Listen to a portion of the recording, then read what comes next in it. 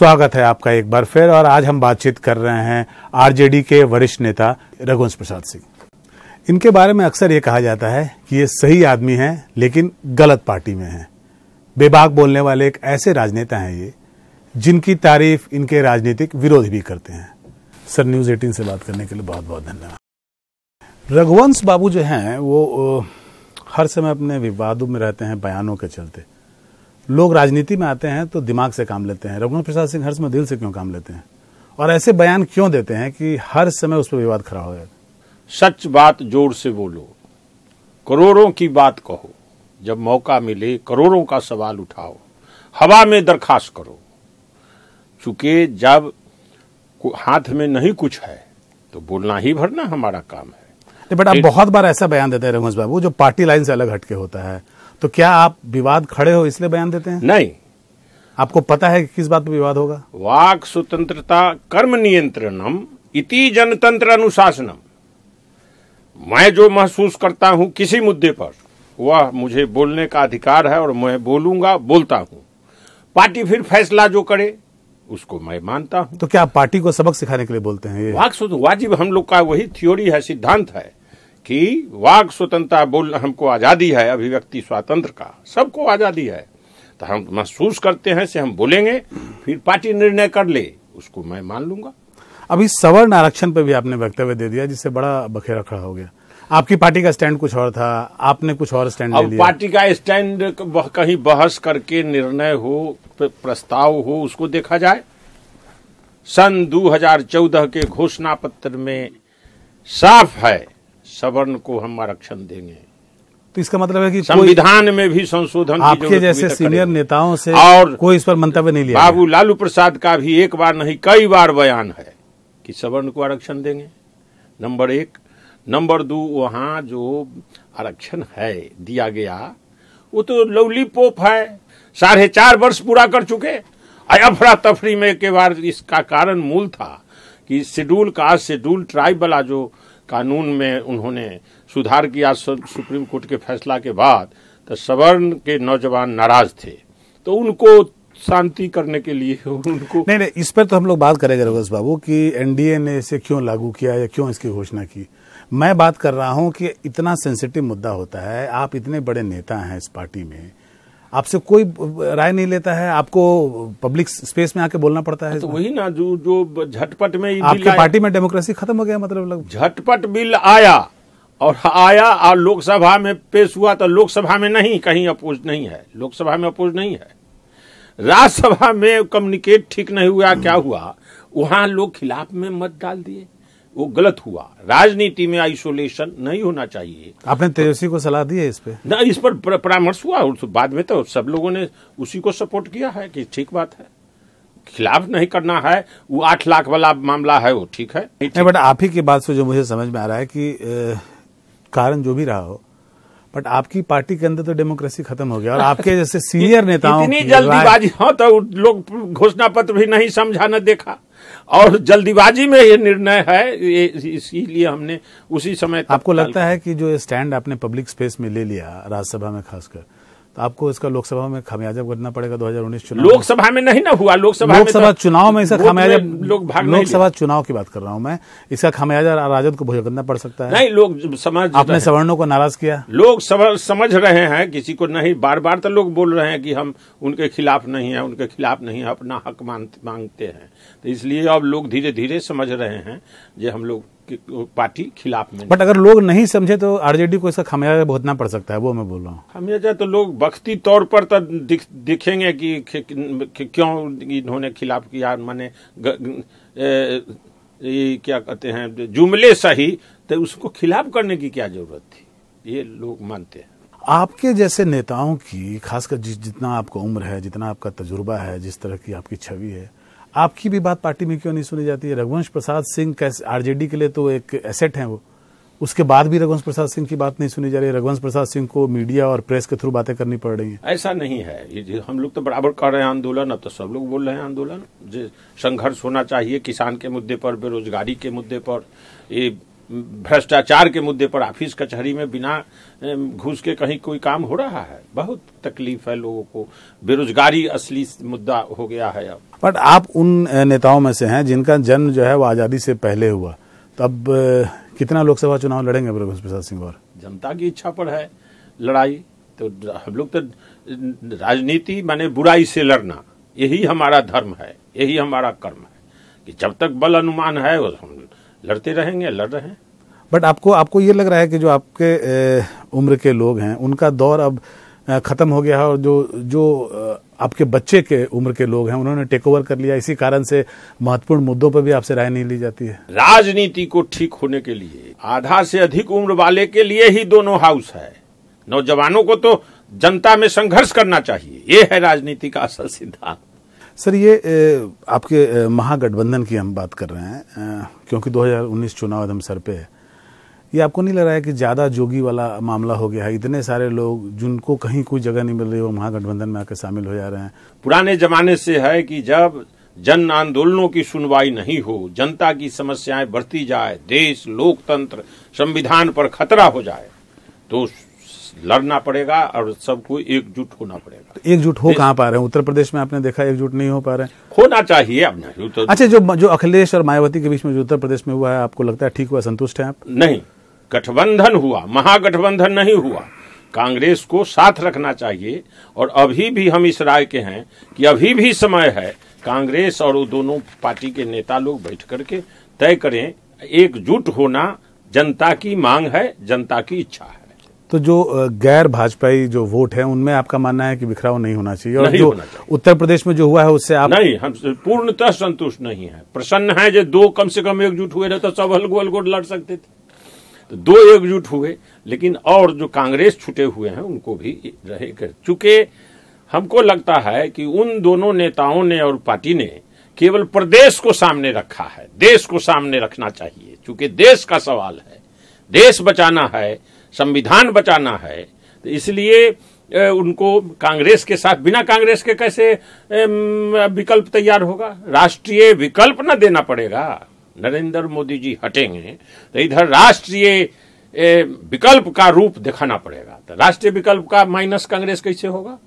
12-13 राज्यों में तो बीजेपी है, नहीं तो कांग्रेस है, बाकी में रीजनल पार्टियां कुछ जगहों में है। तो इसलिए मोटा मोटी देश पैमाने का गठबंधन, नेशनल अल्टरनेटिव। बट आपको नहीं लगता है कि बिहार में भी कुछ ऐसी परिस्थिति बन रही है? अभी तक आप लोग सीट का मसला नहीं सुलझा? नहीं, उसके कांग्रेस के चलते थोड़े, वो सब आपस में बैठ कर मतलब वही इतने ज्यादा लोग जुट गए हैं कि सीट बांट भी नहीं पा रहे हैं आप लोग? काहे नहीं, इसमें क्या दिक्कत है? सब लोग अपनी अपनी ताकत, अपनी क्षमता के हिसाब से जिनके पास जो, बट वो मसला सुलझ नहीं रहा, लड़ने लायक लोग, मसला भी सुलझाने का प्रयत्न कहाँ हुआ है, अब होगा। तो लालू प्रसाद यादव के नहीं रहने से थोड़ा सा दिक्कत हो रहा है आप लोगों को? कैसे नहीं, भीतरी में रहने से तो एक है कि जनता में हमारी सिंपैथी बढ़ रही है, लेकिन मैनेजमेंट में हमको कमजोरी आ रही है। बाहर आ जाने आपको लालू प्रसाद यादव जेल में है, इसका पॉलिटिकल फायदा आपको मिल रहा है? हो रहा है। गांव के लोग अभी तक कह रहे हैं कि कोई लगा बजा कर उनको बंद किए हुए। तब तो अगर मैं ये बोलूं कि 2019 चुनाव तक लालू प्रसाद यादव अंदर ही रहे तो आपको ज्यादा फायदा मैनेजमेंट वाला हमारा नुकसान हो रहा है। मैनेजमेंट आप संभाल लीजिएगा, लालू प्रसाद यादव बाहर आ जाने आपके लिए सिंपैथी ला ही रहे हैं।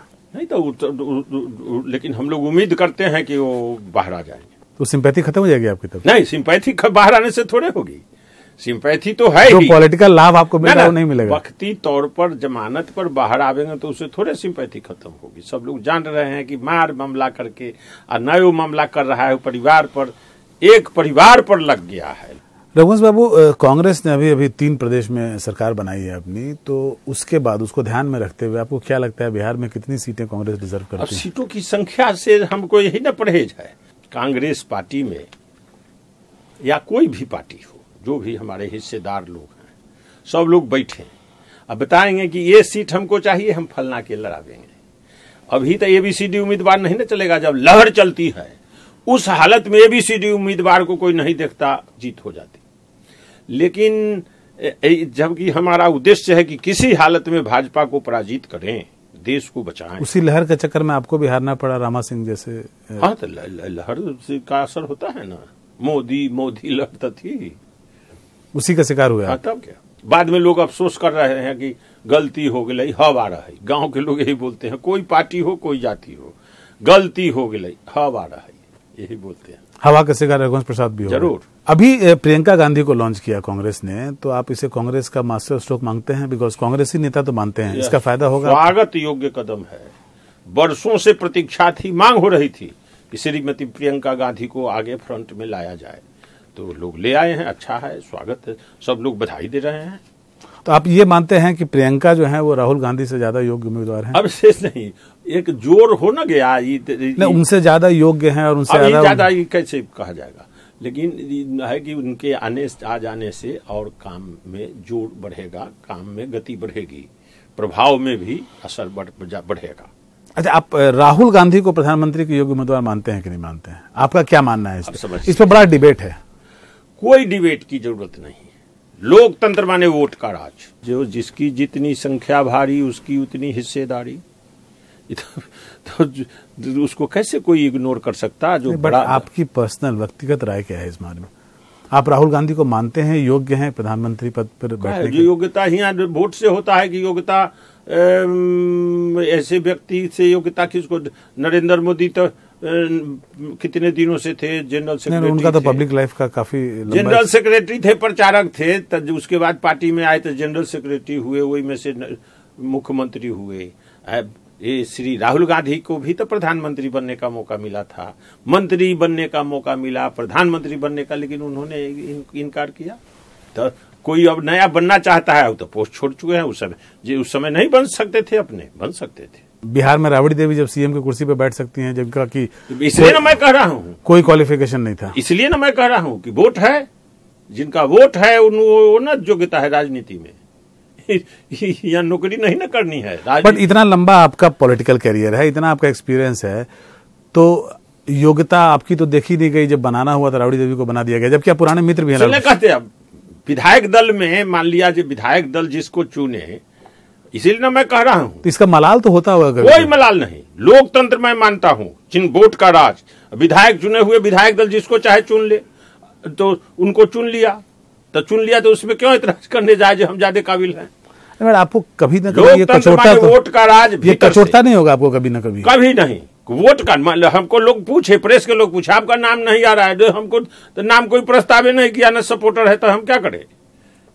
जिसका नाम आवेगा, प्रस्ताव है, पार्टी हो, पार्टी का अध्यक्ष हो, पार्टी का नेता हो, मुख्यमंत्री हो, ये सभी तो वोट से न होता है। आपके बारे में रघुवंश बाबू बोला जाता है कि आप सही आदमी हैं, गलत पार्टी में हैं, और यही कारण है कि आपको हर दल से ऑफर मिलता है। अभी अभी आपको सुशील मोदी जी ने ऑफर दिया है, विचार कर रहे हैं उस पर? सुशील मोदी ऑफर किए हैं, तो डॉक्टर सीपी ठाकुर खराब आदमी हैं, हमसे तो ज्यादा उम्र के लोग हैं, उसके उनका क्या कदर है?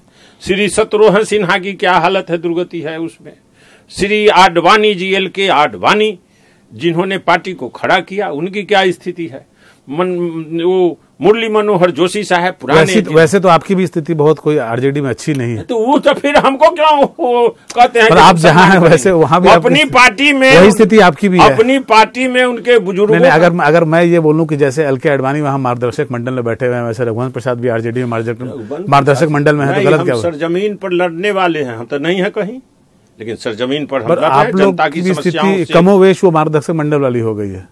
मार्गदर्शक मंडल तो उसमें ना होगा, हम लोग तो लड़ने वाला सिपाही फ्रंट पर हैं, हम फ्रंट के लोग हैं, सिपाही। अच्छा, अभी आपकी पार्टी ने एक चीज साफ किया है कि वो पप्पू यादव और अनंत सिंह जैसे लोगों को शामिल नहीं करेंगे, जबकि उनको भी वोट मिलता है, वो जीत के आते हैं। आप अभी जो वोट की राज की बात कर रहे थे, तो कायदे से आप उस लॉजिक पे तो हमारे पार्टी से जीते थे, ऑन रिकॉर्ड। वो लोकसभा में अभी आरजेडी के हैं, अभी भी हम उनकी सदस्यता नहीं, बट अब हम तेजस्वी के बयान की बात कर रहे हैं, तो वही ना बताना रहा हूँ। तो उनकी सदस्यता खत्म नहीं हुई। श्री शरद यादव दूसरी पार्टी बना लिए, उनके खिलाफ में नीतीश कुमार सुप्रीम कोर्ट तक गए हैं जो घरों में नहीं रहने देंगे, लेकिन इस पार्टी में नहीं है। अब अपना वो निकल करके गाली गलौज बहुत किए, फिर पार्टी अपन बना लिए हैं, तो इसलिए इधर से है कि हम लोग हमेशा प्रतिशोध की भावना से पीछा नहीं करते, तो इसलिए छोड़ दिया, अपना अलग है। उसमें तो अनंत सिंह और पप्पू यादव मदद करेंगे आपकी, वो लोग मजबूत लोग हैं अपने क्षेत्र में। क्या स्थिति थी पहले से ना, इसको क्यों कहा सुनी की जरूरत है? इसमें क्या क्या नहीं लोग बोला है, क्या क्या नहीं कहा है, इसलिए तो आपकी जो पुरानी छवि है उससे हाथ धोना चाह रहे हैं, आप चाह रहे हैं कि वो सभी छवि कम से कम साफ हो। पहले तो आरजेडी जो है ऐसे ही लोगों की पार्टी मानी जाती थी। ये गलत है, लोग आलोचक लोग कहते हैं, लेकिन मास पार्टी है हमारी, तो उन लोग का दरखास्त भी कहीं नहीं है जो उस पर विचारण हो। तो दरखास्त उन्होंने कांग्रेस में दे दिया है, कांग्रेस ने शामिल कांग्रेस वाले जाने क्या। तो भाई आपके महागठबंधन का तो पार्ट हो ही जाएंगे वो। आप कांग्रेस को मना कीजिए कि भाई मत लीजिए। हाँ, तो जब बैठकी होगी उसमें ना तय होगा कि अखबारों से या मीडिया के जरिए थोड़े तय होगा, बैठकी होगी उसमें ना ये सब राय विचार लोग करेंगे। बट गठबंधन के नेताओं से तो बाद में आप बात करेंगे। आपके घर में, मतलब आपकी पार्टी, जब मैं घर बोलता हूं तो आपकी पार्टी की बात करता हूं, उसमें भी इस तरह के जो महत्वपूर्ण मुद्दे होते हैं उसमें तालमेल नहीं है। तेज प्रताप बोलते हैं कि उनको शामिल कर लीजिए, तेजस्वी बोलते हैं उन्हें शामिल किसी हालत में नहीं करेंगे। तो आप गलत मैसेज नहीं देते हैं पब्लिक को? अपनी राय लोग बताते हैं, तो सब लोग खुला आदमी है जो अपनी राय से देते हैं, लेकिन निर्णय होगा पार्टी के अंदर बैठ। आपकी क्या राय है इसमें? कौन चीज में? मतलब अगर कोई दागदार छवि का हो, जैसे अनंत सिंह है, वो बाहुबली छवि के माने जाते हैं, वैसे लोगों को आरजेडी में रखने से उसका फायदा होगा, नुकसान होगा, उन्हें शामिल करना चाहिए नहीं करना चाहिए? उसमें पार्टी में बैठक करके। आपकी राय क्या? बैठक से पहले पूछ रहा हूं मैं, रघुवंश प्रसाद सिंह की राय क्या है इसमें? और जिसकी छवि खराब है उसको कैसे इसमें शामिल किया जाए? नहीं किया जाए। तो उसे तो महागठबंधन में भी नहीं रहना चाहिए कायदे से ना, नहीं रहना चाहिए। तो आप कांग्रेस से बात करेंगे इस मामले में? कांग्रेस गठबंधन के नेता लोग बैठेंगे ना, जो मान लिया उसमें कांग्रेस में शामिल होंगे, तो कांग्रेस वाले कहेंगे जी सीट दीजिए, हम फलना के लड़ावेंगे, तब ना उसमें डिटेल बहस होगी, जब नेता लोग बैठेंगे उसमें तय होगा। अच्छा, रघुवंश प्रसाद सिंह जो है, वैसे तो दोनों आपके बेटे की उम्र के हैं, रघुवंश प्रसाद सिंह तेजस्वी और तेज प्रताप में किसको ज्यादा योग्य मानते हैं? तेज प्रताप में लोगों को लालू की छवि दिखती है, मतलब वो दिखता है जो। अब वो सब छवि उबी वाला अपना लोग देखे। तेजस्वी को विधायकों ने लीडर अपोजिशन बना दिया, नेता विपक्ष हैं, और जब सरकार बनी थी तो ये डिप्टी चीफ मिनिस्टर थे, वो मिनिस्टर थे, तो उसमें अब कौन योग्य, कौन अयोग्य, कौन कम योग्य, ज्यादा योग्य, किसका कौन मेजरमेंट होगा? लेकिन जो पार्टी का फैसला था वो उस मुताबिक अभी तक है। अगले चुनाव में अगर आपको बहुमत आता है तो रघुवंश प्रसाद सिंह के भी कैंडिडेट जो है मुख्यमंत्री के, वो तेजस्वी यादव होंगे? हम तो पार्लियामेंट का लड़ाई, हम अगले चुनाव की बात, दिल्ली तख्त के 2020 की बात कर रहे हैं। तो 2020 में विधायक लोग तय करेंगे अपना कौन होंगे नहीं होंगे। मतलब आप योग्य उम्मीदवार मानते हैं तेजस्वी को? कहीं नहीं, सब पार्टी वाले लोग तो बोलते हैं भावी मुख्यमंत्री, भावी मुख्यमंत्री। रघुवंश प्रसाद सिंह मानते हैं कि नहीं? पार्टी मान लेगी तो हम कहें ना कि पार्टी मान लेगी तो हम पार्टी से अलग हैं। बट ये दोनों भाइयों के बीच में जो थोड़ा बहुत ये सब कुछ नहीं है, उससे पार्टी पर असर पड़ रहा है? कुछ असर पार्टी पर कौन चीज असर पड़ेगा? आप तो इसके फाउंडर मेंबर हैं।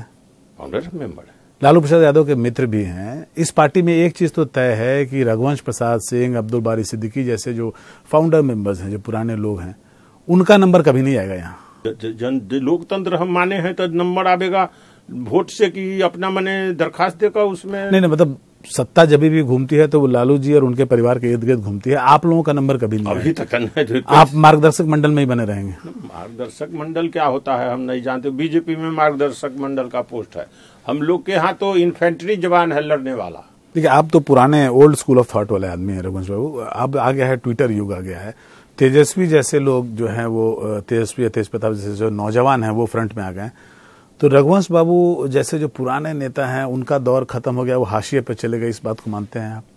हाशिए पर खाए के लिए हम लोग तो कमिटमेंट विचारधारा पर न है। विचारधारा में कहीं गड़बड़ होगा तो वो हाशिया होगा, तो जो धारा है कि दबे हुए वंचितों को आगे बढ़ाना राष्ट्र की मुख्य धारा में। पहले आपकी स्थिति हो गई कि आपसे लोग राय लेते थे कोई बड़े फैसले के पहले, अब तो राय भी नहीं ली जाती। अब तो आप लोग वो ना नया निर्णय करना हो तब नहीं, तो जो राष्ट्रीय जनता दल का जिस वास्ते गठन हुआ उस पर कायम रहेगा तो पॉलिसी एक बार बन जाती है, रोज रोज राय लेने की जरूरत है। उस पॉलिसी पर सब लोग चल रहे हैं और चलेंगे।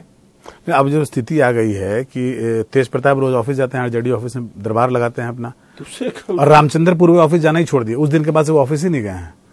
रामचंद्रपुर में तो पुराने आपके बड़े नेता हैं ना, तो ऑफिस में जाते अपना काम जितना जिनको समझ है उतना लोग कर रहे हैं। सब लोग का संगठन का मतलब काम का बंटवारा जहाँ जहाँ जो है, तो ये पार्टी के अध्यक्ष हैं तो अपना अध्यक्षता तो करिए रहे हैं उनको। तो तेज प्रताप गए आरजेडी ऑफिस, तो वहां से जो प्रदेश अध्यक्ष है वो बाहर निकल गए, वो ऑफिस ही नहीं जा रहे हैं। अब से हम वहां जाकर समझेंगे, लेकिन पार्टी के हर कोई जाकर पार्टी में बैठ सकते, काम कर सकते। देखिए, जो बाहर से, जो बिहार की राजनीति को नजदीक से देखते हैं, उनको लगता है कि आपके जैसे जो नेता हैं वो मुख्य धारा से अलग हो गए हैं।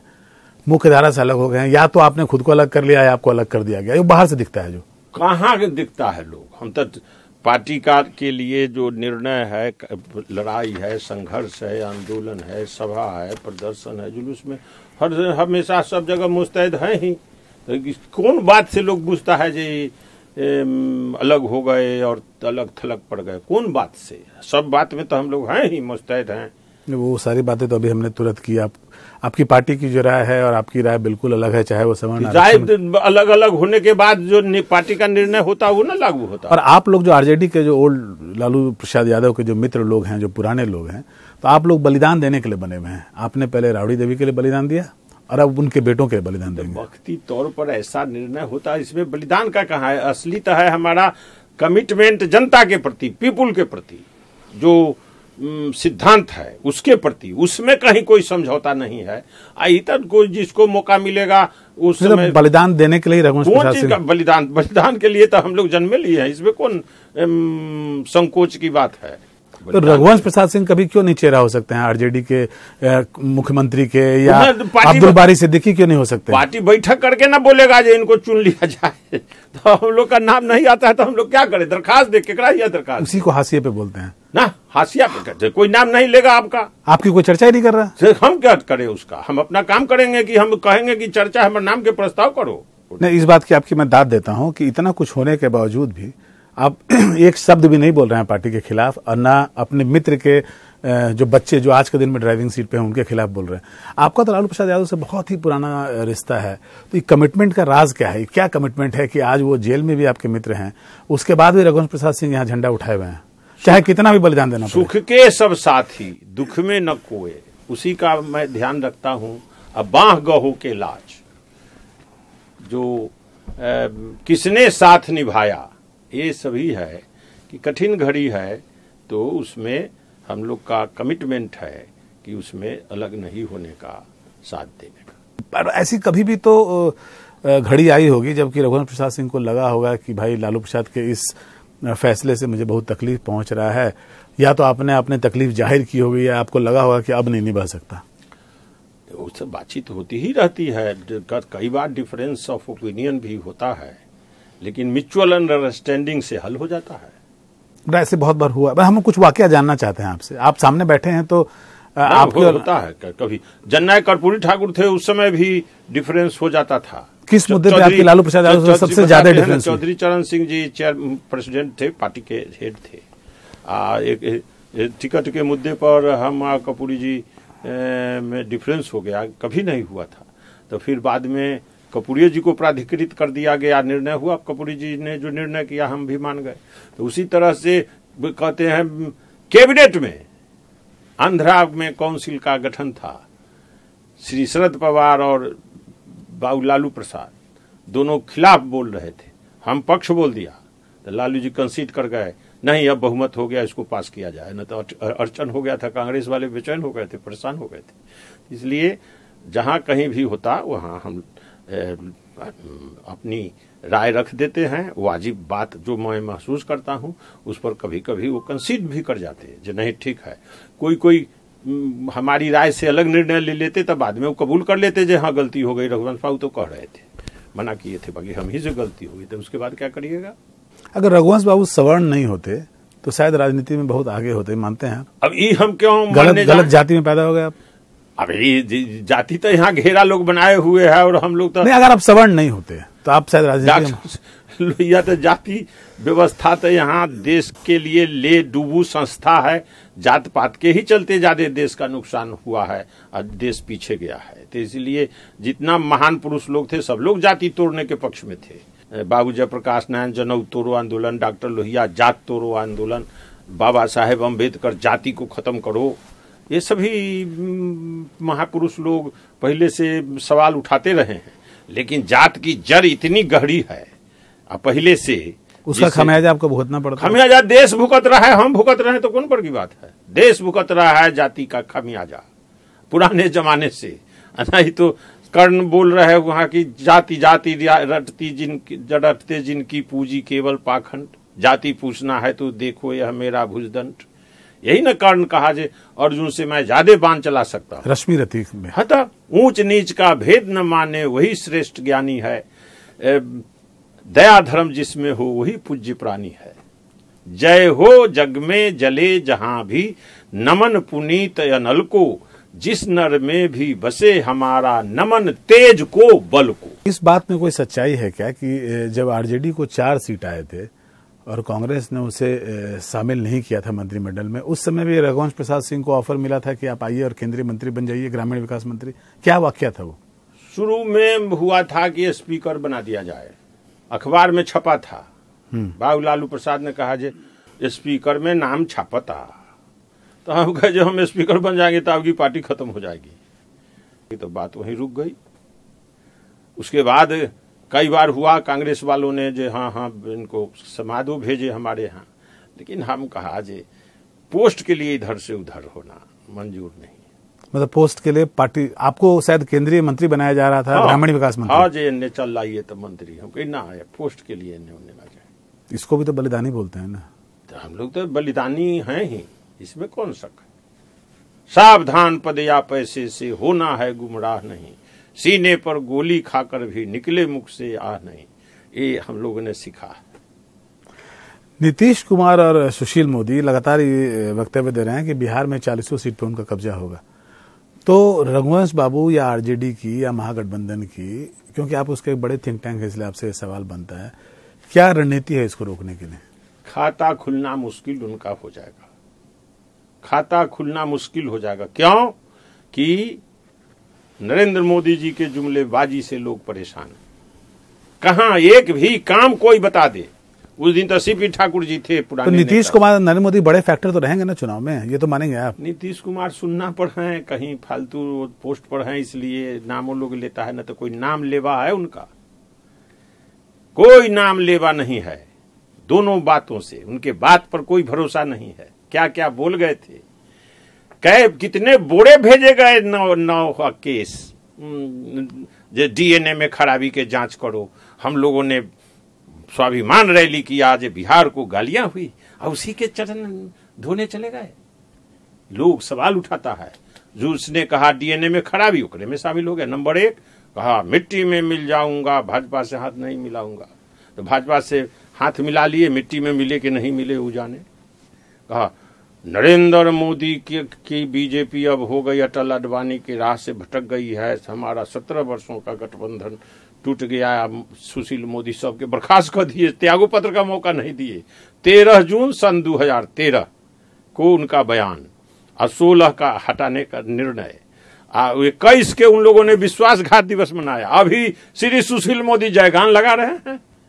क्या दुनिया है यार। लोग पब्लिक मेमोरी उन लोग को मतलब है शॉर्ट होती है कि गलती करते जाओ, कुछ बोलते जाओ। संघ मुक्त भारत, जो आपका जो दावा है, जो इतने जोर से आप बोले, वो जाति पर आधारित है। जाति पर आधारित। ऐसा आपने क्या किया है कि पब्लिक आपको वोट करे? किसान धोखा खा गए हैं, उसे जनता धोखा खा गई है, इसलिए वो हम लोग के तरफ आ गई। धोखा खा गई जनता। काला धन का क्या हुआ? कहे देश विदेश में बहुत काला धन है, हम ले आवेंगे। आप उनकी खामियां गिना रहे हैं, मैं आपकी खूबियां पूछ रहा हूं। मैं पूछ रहा हूं कि आपने क्या किया ऐसा, आपके महागठबंधन के लोगों ने, कांग्रेस ने, आरजेडी ने ऐसा क्या किया है कि लोग बोले कि नहीं भाई इस पर आपको वोट देंगे? यूपीए 1 हम लोग का था जब हम लोग साथ में थे। कोई आजादी से लेकर आज तक देखेगी, यूपीए 1 का जो 5 वर्षों का कार्यकाल है, रोजगार गारंटी कानून, राइट टू इंफॉर्मेशन, आम जनता को एमएलए एमपी से अधिक ताकत, पावर, ये सब जो उस समय काम हुआ, अब उसको लोग कहे प्रधानमंत्री नहीं बोले। 10 साल पहले की बात बता रहे हैं आप? 5 वर्ष, हाँ 10 साल पहले, हाँ 2004 से 2009। हाँ। देखा जाए ये आजादी तो से लेकर अभी आपको अभी वोट मिलेगा, मतलब 2019 ना देखा लोग, जो इन लोग को मौका मिलने से ये अच्छा काम हुआ है, तो फिर मौका देने से और अच्छा काम होगा। अब क्या है, अब तो खाली घोषणा है, घोषणा के अलावा जुमलेबाजी चल रही है। अभी कोई जनता की एक भी समस्या का समाधान और एक भी उन्होंने वचन पूरा किया। वैसे तो रघुवंश बाबू आप भी जानते हैं पब्लिक मेमोरी बड़ी शॉर्ट होती है। आपके महागठबंधन के कॉमन मैनेजमेंट प्रोग्राम का क्या हुआ? आपका सीटों का बंटवारा नहीं हो रहा है। आप लोग लगातार बोले थे खरमास के बाद होगा, खरमास भी खत्म हो गया, बीते हुए काफी दिन हो गए। हाँ, तो खरमास के बाद उम्मीद थी जो वो बाहर आ जाएंगे, लेकिन बाहर नहीं आ पाए। तो फिर लोग अभी फिर तो उनका आधा बुझाता है, फिर एक बार लोग जमानत मूव कराएंगे। तब मामला अटका हुआ है कहीं? मामला अटका है। जब आपस में बैठेंगे लोग तय कर लेंगे। सीटों के आंकड़ों पे मामला अटका हुआ है। समय मांग रहे हैं और आगे 3 तारीख के बाद इस पर निर्णय। अच्छा, ऐसा क्यों होता है रघुवंश बाबू कि आरजेडी जो है हर समय अपने सहयोगियों को बहुत कम करके आंकती है? किस बात का घमंड है आरजेडी को? ना कोई घमंड नहीं है, सभी लोग हिस्सेदार हैं। लोग कहते थे हम मांग करते हैं, मांग कोई इसमें मालिक है? कोई मालिक नहीं है, सभी महागठबंधन के हिस्सेदार हैं और महागठबंधन के लोग आपस में बैठ करके फैसला करेंगे। और कोई उसमें पाकिट में रखे हुए सीट जो निकाल क्योंकि राहुल गांधी ने बड़ा महत्वपूर्ण बयान दिया है। उन्होंने कहा है कि कांग्रेस अब फ्रंट फुट पे खेलेगी, तो उनका मतलब यूपी और बिहार से है। कौन पार्टी को तो खेलना ही चाहिए, पार्टी को कौन कहता है जो पाछू जाकर खेलिए? सब पार्टी वाले अपनी अपनी पार्टी जब तक अलग है, हम कहते हैं जो सब मिलजुल कर खेलिए, एक साथ आ जाइए। एक पार्टी बन जाए तो अच्छा है, नहीं तो साझेदारी हो जाए, नहीं तो मोर्चा हो जाए। एक साझा मोर्चा, ये 3 फॉर्मूला में कोई एक करके और कॉमन मिनिमम प्रोग्राम बना करके लड़ जाइए। तेजस्वी अभी लखनऊ गए थे, मायावती से उन्होंने मुलाकात की, पैर छूते हुए उनका पिक्चर बड़ा वायरल हुआ। तो ये आपकी रणनीति थी कांग्रेस पर दबाव बनाने के लिए? नहीं, सम्मान है ना, वरीय नेता लोग हैं, उनका तो सम्मान कोई करे, कटसी करे, शिष्टाचार करे, उसको राजनीतिक अर्थ उसका कोई नहीं निकलना चाहिए। जन्मदिन पर बधाई देने गए थे, इसलिए यहाँ से वो फ्लाइट पकड़ के लखनऊ चले। क्या हर जाए, जन्मदिन पर लोग फूल देता है, बधाई देता है, नहीं चल पाता है तो फोन से कर देता है, तो वहां जाकर के किए। तो कांग्रेस पे दबाव, उससे दबाव कांग्रेस से क्या, उसमें तो कांग्रेस के लोग भी बधाई देंगे, सब लोग बधाई देते ना एक दूसरे को, जन्मदिन है या और कोई खास बात है तो। अच्छा, बिहार में जब 2019 का चुनाव हो या 2020 का चुनाव हो तो 2 बड़े चेहरे रहेंगे जिनसे आपको लड़ना है, नरेंद्र मोदी और नीतीश कुमार। तो आपको लगता है कि तेजस्वी में वो दमखम है कि इन दोनों बड़े चेहरों से तेजस्वी निपट लेंगे? जनता में न ताकत है, अब जनता का समर्थन हो जाएगा तो नीतीश कुमार टिकेंगे उस जगह? जनता में ही खत्म न हो गए हैं, कहीं इनकी विश्वसनीयता अब नहीं। ये दारू बालू में फेल हो गए, ये पढ़ाई लिखाई में फेल हो गए, दवाई में फेल हो गए, सिंचाई में फेल हो गए, विधि व्यवस्था चौपट हो गई, करप्शन ब्लॉक कचहरी में कहीं कोई बिना घुसखोरी के कोई काम नहीं हो रहा है। आम लोग, जदयू वाला उनका पार्टी का लोग है, उन्हीं से पूछा जाए जो संतुष्ट हैं राज से, काम से। कहीं पढ़ाई हो रही है, स्कूल कॉलेज में टीचर नहीं है, अस्पताल में बेडें नहीं है, किसान लोग का घोषणा होती है ये अनुदान दे दूंगा, वो अनुदान दे दूंगा, दाम नहीं। शर्म मानी चाहिए यहाँ की सरकार को। गेहूं कै छटा खरीद हुई, कितना हमारे किसानों ने पैदा किया, फिर मकई कितना खरीद हुई, कितना पैदा हुआ, धान कितना खरीद हुई, कितना पैदा हुआ, उचित मूल्य भी नहीं दिला पाते किसानों को। अब बयान करते ये कर दूंगा, आसमान धरती उलट दूंगा। किसानों को की तकलीफ है, अपना लागत बढ़ गया, उनको आमद नहीं हो रहा है और कह रहे हैं कि हम बड़ा फायदा, सुशासन हो गया, हम ट्रांसपेरेंसी रखते हैं। कोई जिसमें ट्रांसपेरेंसी है? कोई विभाग है जिसमें घोटाला नहीं है? 100-150 घोटाला हो गया, जहां ही छुइए तहीं घोटाला। ये टॉपर घोटाला है, तो शिक्षा है, तो स्कूल है, तो कॉलेज में है, सब किसान का है, तो ये पैखाना में घोटाला, जहां चाहे छुइए तहीं गड़बड़ी। मास्टर के फर्जी बहाली हो गई तो उसकी जांच हो रही है। एक चीज और पूछना था आपके, ऐसे तो ये व्यक्तिगत मामला है, तेज प्रताप और ऐश्वर्या के बीच में जो चल रहा है विवाह का, लेकिन आपको लगता है कि इन सारी बातों से, खासकर जब लालू परिवार में इस तरह की बातें हो रही हों, तो पार्टी पर असर पड़ता है, इसका राजनीतिक असर भी पड़ता है? ये सब का व्यक्तिगत रूप से चर्चा का विषय हो जाता है, लेकिन ये सब का राजनीति में कोई मतलब नहीं। बहुत नजदीक आपका 2019 चुनाव है। महागठबंधन में बहुत सारे ऐसे नेता हैं जो ये ख्वाब पाले हुए हैं कि प्रधानमंत्री के दावेदार वो हो सकते हैं, ममता हो, मायावती हो, राहुल गांधी हो। तो आपको इनमें से सबसे उपयुक्त चेहरा कौन सा लगता है? कोई भी घर में बैठ करके अपना पार्टी के नेता हैं, वो आकांक्षा है, अच्छी बात है, लेकिन वहां जब सब लोग जुटेंगे तो जिसकी संख्या भारी होगी वो उसका ना दावा मजबूत होगा ना। तो जय चाहे कि हम कह दें कि हम ही, हमको मन में है होने का, हम हो जाएं, ये नहीं है। जो वहां गठबंधन, महागठबंधन में लोग जीत कर जाएंगे, वहां बैठेंगे और तय कर लेंगे। अब उसमें किनको हम बड़े नेता, कमजोर नेता, छोटे नेता कहते तो बातें बिगड़ जाएगी। बात न बिगड़े, महागठबंधन कायम रहे, सब आपस में जुट करके अंत में फैसला कर लेंगे। अभी आप बड़ी लंबी लिस्ट गिना रहे थे भ्रष्टाचार में के जो मामले हैं या घोटाले जो हैं, तो आप ये गिनाते हैं जब, तो ये आप भूल जाते हैं कि आपके पार्टी के जो सिरमौर हैं वो घोटाले में ही जेल में बंद है। तो एक तरफ आपके पार्टी के सिरमौर घोटाले में जेल में बंद है, भ्रष्टाचार के उनके ऊपर आरोप है, उनके पूरे परिवार पे आरोप है, और उसके बाद आप भ्रष्टाचार की बात करते हैं। उसी को मैं कह रहा, 2G घोटाला था, कोर्ट ने खारिज कर दिया, उस पर सरकार बदल गई उस समय। अभी बीजेपी वालों ने जो फैसला, जिसमें अमित शाह बरी हुए हैं, कहा कि सीबीआई ने हमको साजिश करके, कोर्टों ने कहा कि सीबीआई की तरफ से सोचा समझा ढंग से इनको फंसाने के लिए किया गया। तो बीजेपी के लिए सीबीआई फंसाने के लिए किया, हम लोग के लिए ईमानदारी से किया। राकेश सक्सेना क्या है जो अभी सीबीआई में आरोप लगा 3 करोड़ का, उन्हीं का न रिपोर्ट है। तो सभी साजिश है, सब लोग जान गए हैं। सभी लोग, एपी दुराई जो जांच पदाधिकारी थे, जो सीबीआई ने वारंट जारी कर दिया था, सीबीआई को वारंट जारी करने का अधिकार है, कोर्ट को अधिकार है। फिर वो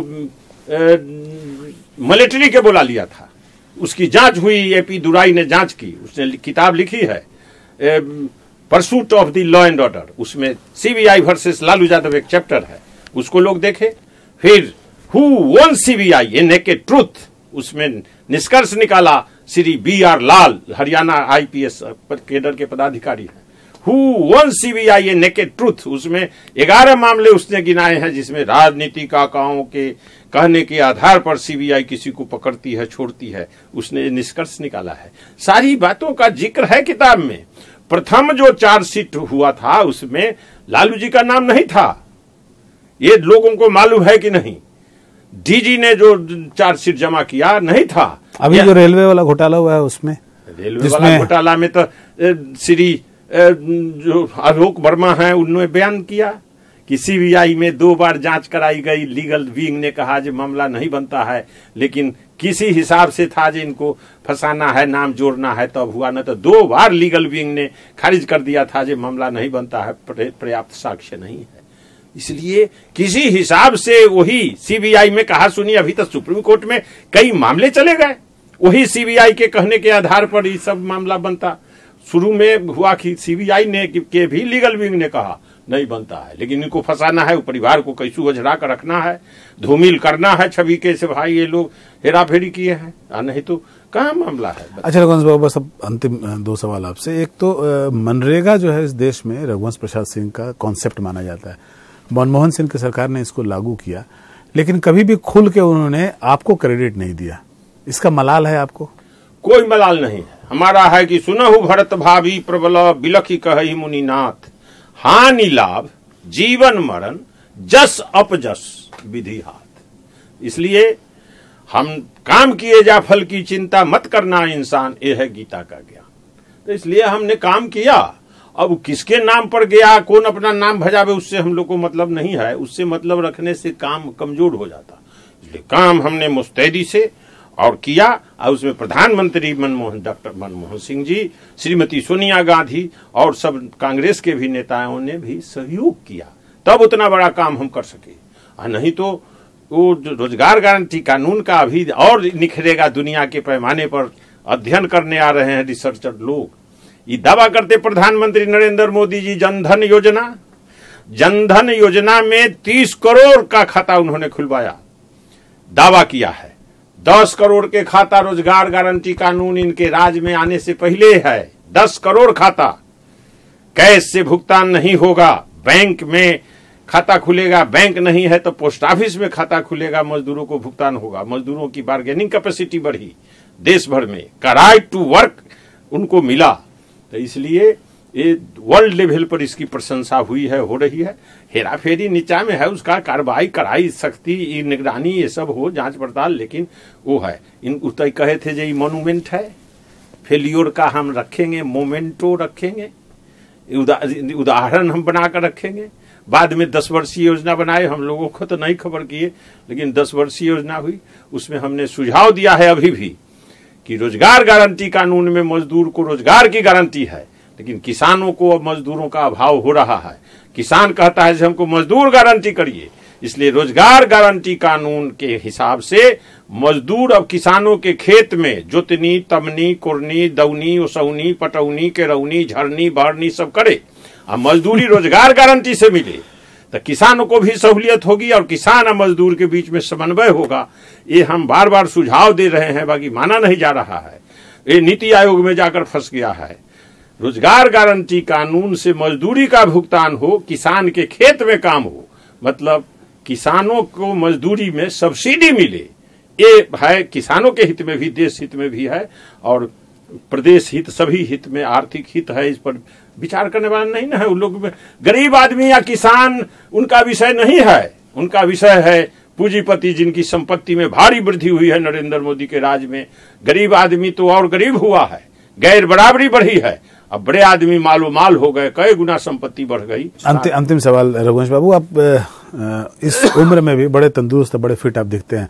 लोग कहते हैं कि आप अभी भी कुदाल लेकर निकल जाते हैं, क्या राज है आपको तंदुरुस्ती का? श्रम नहीं करने से श्रम का महत्व खराब हो जाएगा, तो इसलिए हम श्रम करते हैं यथासंभव। फिर फिजिकल एक्सरसाइज भी, आसन उसन, ये सब रोज दिन हमारा रूटीन वर्क है। 1 घंटा हम घूमेंगे, 59 नहीं 61 सही, 61 मिनट हो जाए लेकिन 1 मिनट कम नहीं। कोदारी, खुरपी सब भी, इसमें संकोच नहीं करना है। श्रम जरूर 1 घंटा करना है कम से कम। देखभाल ऊंच नीच, तो उससे स्वस्थ रहता है आदमी, मानसिक रूप से भी, शारीरिक रूप से भी। इसलिए इतना हम करते हैं और दूसरों से भी हम सुझाव देते रहते हैं। केवल करके, बोल के नहीं, करके हम दिखाते हैं। तो हम अपना खेतियों दुरुस्त कर ले रहे हैं। खेती में 2 आपदा है, आसमानी और सुल्तानी। बरसे नहीं होती, सुखाड़ हो गया, फिर नीलगाह है और जंगली सुअर से बड़ी बर्बादी है। बाछा जो अनुपयोगी बाछा है जर्सी फ्रीजियन का, किसान लोग छोड़ देता है इसी तरह से, उसको बड़ी तबाही है, बड़ी बर्बादी है और सरकार का कोई ख्याल ध्यान उस पर नहीं है। न उसका सर्वेक्षण है, न उसको मुआवजा है, न बचाव का कोई प्रबंध है।